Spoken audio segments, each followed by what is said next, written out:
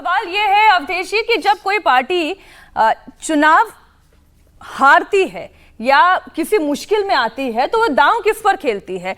उस नेता पर दांव खेलेगी जो जिताऊ है या उस नेता पर दांव खेलेगी जो अपने खुद की ही टॉप फॉर्म में नहीं है? आप इशारा समझ गए होंगे।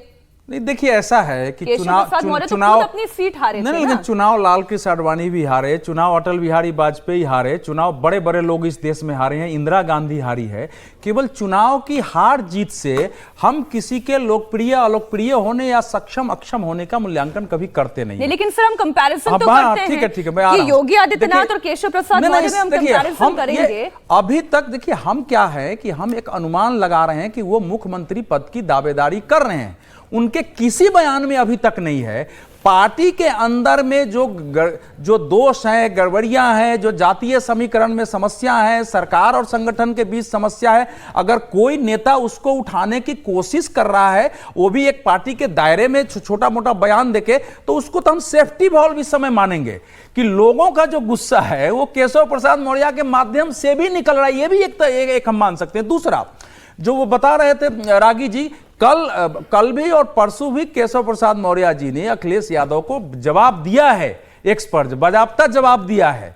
और अखिलेश जी जो कह रहे हैं, अरे 2014, 2017, 2019, 2022 चार चुनाव अखिलेश यादव बुरी तरह से हारे हैं और फिर भी अपने को दिखा रहे हैं। भारतीय जनता पार्टी में ऐसी स्थिति नहीं है कि केशव प्रसाद मौर्य वो संगठन के आदमी है, विश्व हिंदू परिषद में रहे हैं कि वो आके अखिलेश के साथ सरकार बनाने के लिए आ जाएंगे। लेकिन जब बीजेपी जातीय समीकरण की बात कर रही है ना, उसमें उन्होंने आवाज उठाए है कि अगरों में तो हमारी सीट फिर भी थोड़ी ठीक ठाक ही, पिछड़े में क्यों सीट कम हुई है, इसका हमको जरूर मूल्यांकन करना चाहिए। अच्छा, जोगी जी देखिए, ये तो स्पष्ट हो गया है कि मुख्यमंत्री पद से जोगी जी हट नहीं रहे हैं, वो सबके सामने स्पष्ट है। वो तो ये जो लुटियन मीडिया और खान मार्केट गैंग है हमारे देश में, जो अजीब अजीब तरीके से खबरें, वहां ब्रेकिंग न्यूज आ सकती है, लेकिन जो लोग जानते हैं उनके सामने फैक्ट है, तो उस विषय पर तो चर्चा नहीं है। लेकिन जोगी जी के प्रशासन और शासन में जो दोष हुए हैं, जो कार्यकर्ता की संगठन से दूरी बड़ी है, मुख्यमंत्री तक जो है, जिला अध्यक्ष तक को अगर थोड़ा पहुंचना कठिन है, उसमें अगर सुधार की कोई आवाज उठाता है तो मैं उसको उस रूप में नहीं मानता हूं।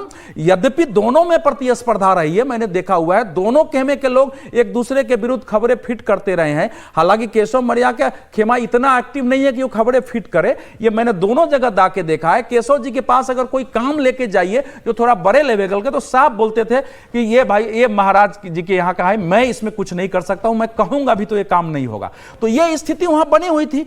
अब जब नेतृत्व योगी जी के हाथ में है तो उनकी भी थोड़ा दायित्व है, उनकी लोकप्रियता है, भारत और भारत के बाहर भी हिंदुओं के बीच में उनकी एक लोकप्रियता है, और उसमें बीजेपी रिस्क नहीं ले सकती है इस समय उनको हटाने का, और आवश्यकता भी नहीं है। लेकिन सुधार की जरूरत है। केशव प्रसाद मौर्य एक बड़े नेता हैं, उनके अध्यक्षता में बीजेपी को 325 सीटें आई थी, तो उनको भी बैठा के आपस में बातचीत होनी चाहिए। सेंट्रल लीडर का भी दायित्व होता है कि जोगी जी को, इनको सबको बैठा के बात कराए, वो मैं देख नहीं रहा हूं, वो होनी चाहिए। लेकिन मैं पार्टी के अंदर जो गरागी जी कह रहे हैं, कोई अगर पार्टी के दोस्त की आवाज नहीं उठाएगा तो कल होके इससे भी बुरी स्थिति हो रही है। तो इस समय मैं केशव जी को एक सेफ्टी वॉल्व के रूप में मैं समझ रहा हूं, कम से कम थोड़ा बहुत तो बोल दे रहे हैं।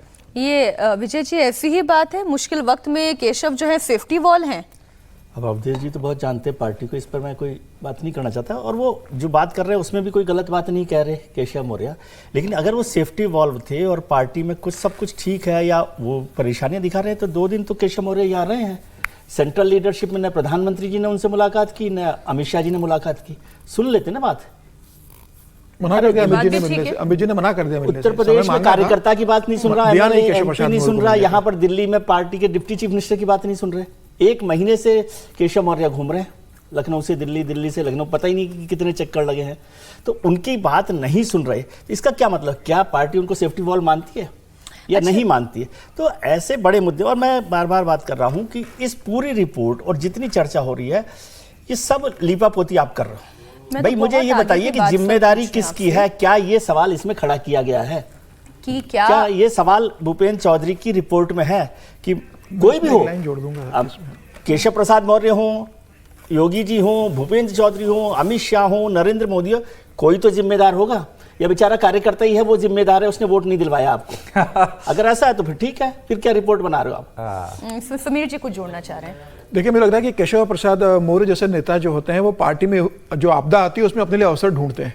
उन्हें लग रहा था कि आपदा आई है पार्टी में, तो इसमें मैं अपने लिए अवसर के रूप में देखूं और ये प्रोजेक्ट करने की कोशिश करूं कि ये जो हारे योगी आदित्यनाथ के हारे, वो पार्टी योगी आदित्यनाथ पर कार्रवाई करे और मुझे मुख्यमंत्री बना दे। 2017 से वो मुख्यमंत्री बनने की कोशिश कर रहे हैं, संगठन में रहे, अध्यक्ष है, तो पार्टी का बहुमत जब आया उत्तर प्रदेश के अंदर योगी आदित्यनाथ को मुख्यमंत्री बना दिया गया। उन्हें यह लग रहा है कि उसके बाद से योगी आदित्यनाथ जिस तरीके से उत्तर प्रदेश में प्रदर्शन किया, लोकप्रियता के शिखर पर पहुंचे, भारतीय जनता पार्टी के एक बड़े नेता बने और 2022 का जो चुनाव हुआ योगी आदित्यनाथ ने अपनी दम पर जिताया। अब योगी आदित्यनाथ से केशव प्रसाद मौर्य हर मामले में पिछड़ गए। देखिए, पीडब्ल्यूडी मंत्रालय केशव प्रसाद के पास था, क्यों उनसे विड्रॉ कर लिया गया, बाद में क्यों नहीं दिया गया उन्हें? क्योंकि उस विभाग में उन्होंने क्या अनियमितताएं की सबको मालूम है, किस तरीके से उस विभाग को चलाया था। और कहा यह भी जा रहा है कि बार बार ये कोशिश कर रहे हैं कि जितिन प्रसाद के केंद्र में मंत्री आने के बाद जो पीडब्ल्यूडी मंत्रालय गया है वो वापस उन्हें दे दिया जाए।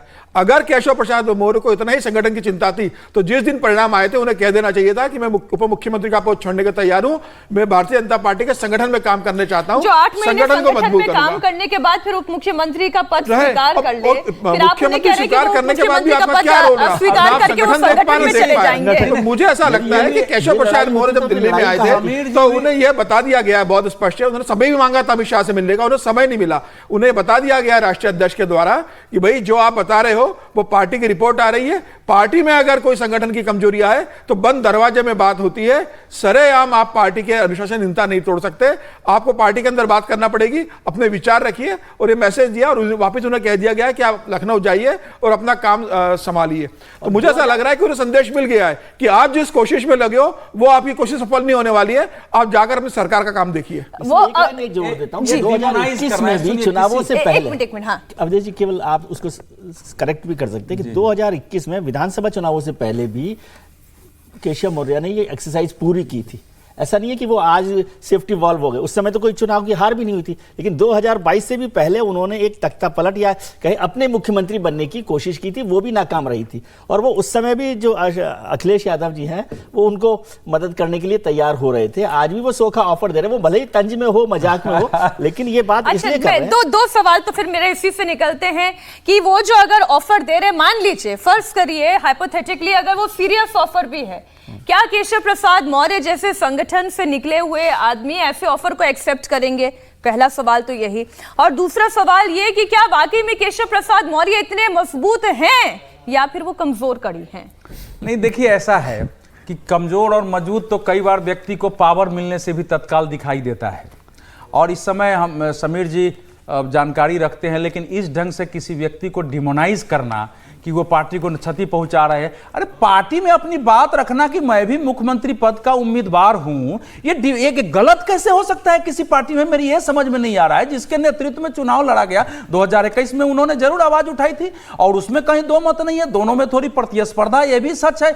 लेकिन इस समय उत्तर प्रदेश में जो कार्यकर्ताओं का गुस्सा है, अब आप जाइए ना, जो लोगों के संपर्क होंगे जिले में, उनको किस दिन फोन नहीं आता है लोगों का? मैं पूछता हूं कि किस इसमें जो लोग खड़े हैं जिनके पास है, त्रिवेदी जी के पास 10 लोगों का फोन नहीं आता होगा क्या कार्यकर्ताओं का, नेताओं का, कि आप ठीक बोल रहे हैं? तो अगर कोई व्यक्ति उसको आवाज उठा रहा है, और ये खबरें भी चल रही है कि अमित शाह नहीं मिले, प्राइम मिनिस्टर नहीं मिले, मुझे नहीं लगता है कि जिस व्यक्ति को हारने के बाद सेंट्रल लीडरशिप ने उप मुख्यमंत्री बनाया हो उससे मिलने से कोई इनकार कर देगा। और ये तो बाकी जो लोग कह रहे हैं वो कहें, ऐसे बीजेपी ऐसे काम करती नहीं, मैंने ऐसे कभी काम करते देखा नहीं है। इसलिए इस समय देखिए, इस समय केशव प्रसाद मौर्य हमारे सामने हैं क्योंकि कुछ बातें उन्होंने बोली है। मेरे ख्याल से देखिए हजारों लोग जो बात बोल रहे हैं, रुकना होगा सर, मुझे ब्रेक के लिए रुकना होगा सर, बहुत जरूरी है। 5 सेकंड दूंगे सर, बस 1 सेकंड में। देखिए, प्रधानमंत्री जी और अमित शाह जी मिलते तो जिस अभियान चला रहे थे उसको एक क्रेडेंस मिल जाता, और यही कारण है कि संभवतः उन्होंने मना किया है। आप सब बात कीजिए, अच्छी बातें कीजिए, लेकिन बड़े नेतृत्व के बड़े स्तर पर आप बंद कमरों में बात करते हैं, आप चीजों को सार्वजनिक तौर पर इन सब चीजों को चर्चा नहीं करते हैं। 1.5 महीने से जिस प्रकार का चलाया गया है, अभियान चलाया गया है, वो पार्टी को क्षति पहुंचाती है, विमर्श को ताकत नहीं देती है और आपके संगठन को ताकत नहीं देती है। आप अच्छे तरीके से इन चीजों के बारे में विश्लेषण कर सकते थे, लेकिन ये आकर के कहानी कुर्सी पर करने के लिए, वो काम छीछा लेजर करने के लिए तो हम लोग आए ही, वो काम आप पार्टी के बड़ा नेतृत्व आकर के करे, ऐसा वो ठीक नहीं है।